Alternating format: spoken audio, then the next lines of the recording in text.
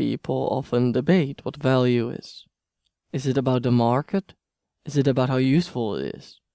Is it purely subjective? They say one man's trash is another man's treasure, but perhaps that means it's not really trash at all. Sometimes something you throw away might be seen as trash, but that does not automatically make it trash. But yet you treat it as such. You are denying the value it has by treating it as if it has none. So what about people?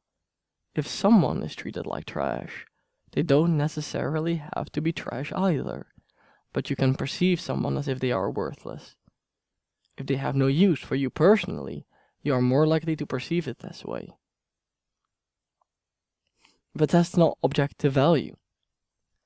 Value is about prolonged high-quality existence. Something is valuable if it has been used, but not too much. Because it means it lasts longer, and not only that, but it is not yet corrupted. In the sense that we live in a world of power.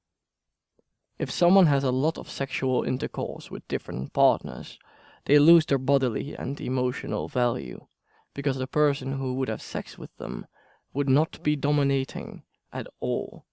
Value lies in domination in this case. For you to be the sole lover of another is for there to be an intimate, intrinsic value of use, combined with the time you spend on these people. It's like working on a project.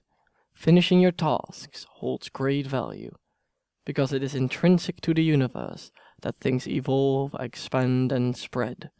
We must therefore keep that value by working hard, being exclusive lovers, and not treating anything or anyone like trash.